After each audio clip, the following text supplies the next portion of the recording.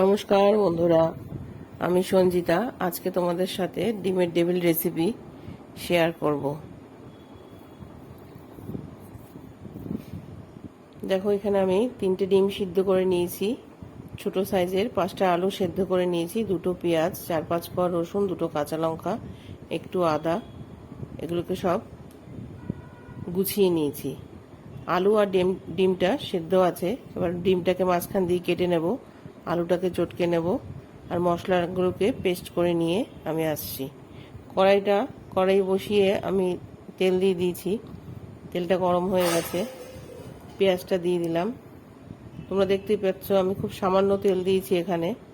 পেঁয়াজটা মোটামুটি একটু ভেজে নেব লাল করে। পেঁয়াজটা মোটামুটি ভাজা হয়ে গেলে পরে আমি আদা আর রসুনটা দিয়ে দেব। এটা আমি ঘষে নিয়েছি, পেস্ট করে নিইনি। আদা রসুনটা দিয়ে যেহেতু তেলটা কম পুড়ে যাবে, তাই একটু জল দিয়ে দেব। এখানে 1 চামচ হলুদ, জিরা ধনের গুঁড়ো 1 চামচ, 1 চামচ লঙ্কার গুঁড়ো দিয়েছি। খুবই সামান্য পরিমাণে দিয়েছি, যেহেতু এটা ঘরোয়া খাবার। কাঁচা লঙ্কা দুটোকে কুচিয়ে নিয়েছি, কাঁচা লঙ্কা কুচি, আর একটু জল দিয়ে দেবো যাতে মশলাটা না পুড়ে যায়। দেখো, মশলাটাকে ভালো করে কষিয়ে নেব। 1 চামচ মতো নুন আর সামান্য একটু চিনি দিয়ে দিলাম। দিয়ে এবার মশলাটাকে ভালো করে কষিয়ে নেব। আলুটাকে ম্যাশড করে নিয়েছি আগেই। এবার মশলাটা কষা হয়ে গেলে পরে আমার আলুটা দিয়ে দেব। একটু গোলমরিচের গুঁড়ো দিয়ে দিলাম। দেখো, মশলাটা কষানো হয়ে গেছে। এবার আমি আলুটাকে দিয়ে দেব।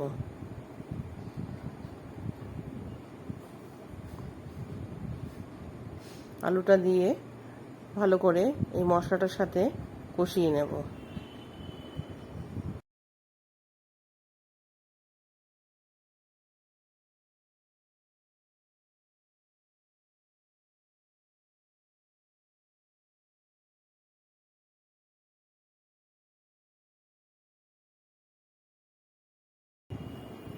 তোমরা যদি কেউ মনে করো এখানে ধনেপাতা কুচি দেবে, একটু গরম মশলার গুঁড়ো দেবে, দিতে পারো। কিন্তু মশলাটা কষাবার সময় এত সুন্দর গন্ধ বেরিয়েছে, আমি আর ধনেপাতা কুচি আর গরম মশলা এই দুটো ব্যবহার করিনি, কারণ সবসময় সব রান্নায় ভালো লাগে না।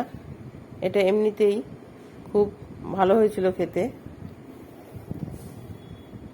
হয়ে গেছে, আমি এবার নামিয়ে নিয়ে প্লেটে ছড়িয়ে দিলাম তাড়াতাড়ি করে ঠান্ডা হবার জন্য।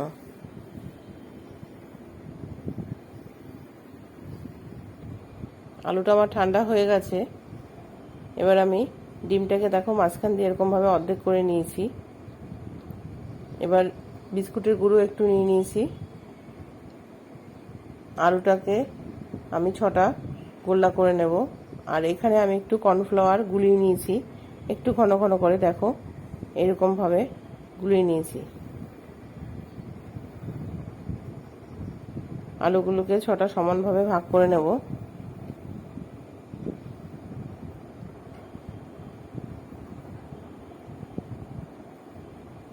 এটা ঘরোয়া খাবার, খেতেও খুব টেস্ট হয়েছিল। খুবই সামান্য খরচে অল্প উপকরণে জিনিসটা তৈরি করা যায় ঘরেই। আলুটাকে গোল করে একটু এইভাবে চেপে নিয়ে ডিমটাকে এইভাবে দিয়ে দেবো উপর করে, দিয়ে সাইড দিয়ে এরকম মুড়িয়ে নেব।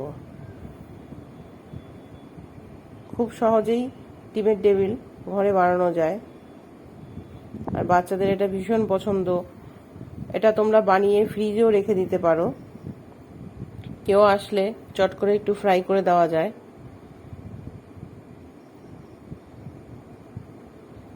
খুব কম সময়ে এটা চটপট তৈরি হয়ে যায়।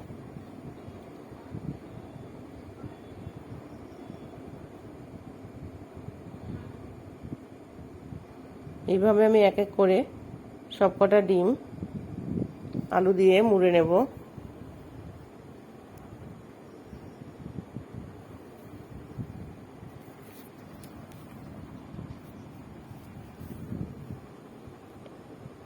এই কাজটা করার সময় খুব সাবধানে একটু ধরে ধরে করতে হবে। যাতে ডিমটাকে পুরো আলুটা কভার হয়।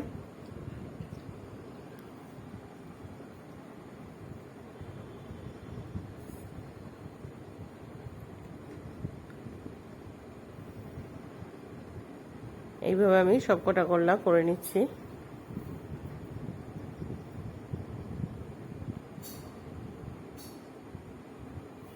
এবার আমি বিস্কুটের মধ্যে একবার কোট করে নেব। কোট করে নিয়ে এটাকে আবার আমি গোলাটার মধ্যে ডুবিয়ে দেব।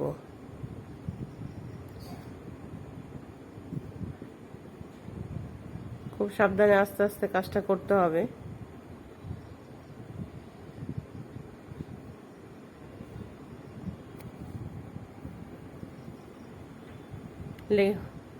গোলার মধ্যে ডোবানো হয়ে গেছে। এবার আমি আস্তে করে তুলে নিয়ে আবার বিস্কুটের গোলার মধ্যে এটাকে কোট করে নেব।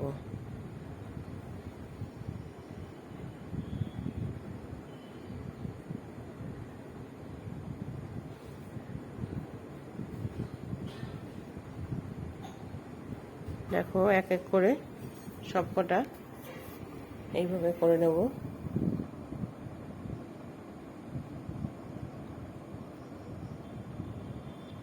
দেখতে পাচ্ছ কত সুন্দর হয়েছে।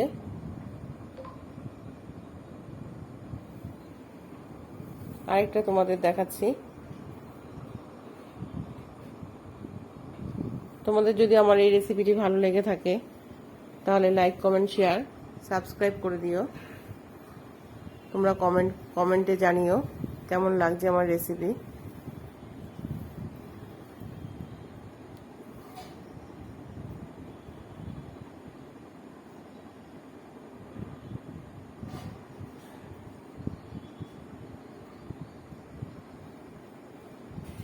এইভাবে ওপর দিয়ে দিয়ে চারিদিক দিয়ে ঘুরিয়ে কোট করে নেব।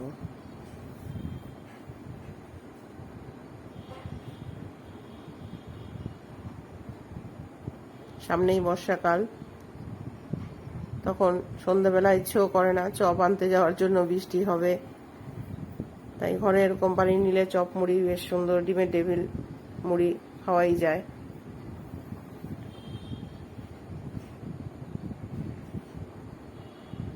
সব কটাকে করে নিয়েছি এইভাবে। কড়াইতে তেল দিয়ে দিয়েছি।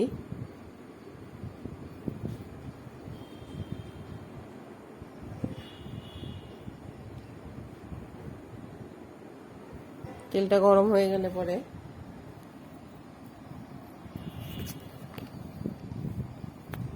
ছেড়ে দেব। ভালো গরম হয়ে গেছে তেলটা, আবার ছেড়ে দিলাম।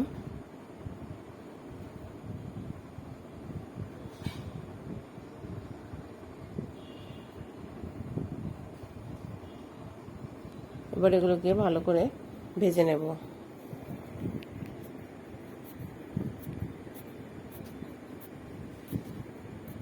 তোমরা দেখতেই পাচ্ছ কত সুন্দর হয়েছে দেখতে। তোমরা প্লিজ এই রেসিপিটি একবার ট্রাই করো। দেখো সুন্দর ভাজা হয়ে গেছে, খাস্তা হয়ে গেছে, সাইড দিয়ে একটু ফেটেও গেছে। খেতেও খুব স্বাদ হয়েছিল। সঙ্গে একটু সস, কাঁচা পেঁয়াজ দিয়ে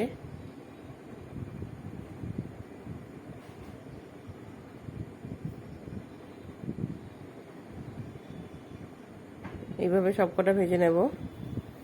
সস আর কাঁচা পেঁয়াজ দিয়ে জমে যাবে। আজকের রেসিপি এখানেই শেষ করছি। টাটা।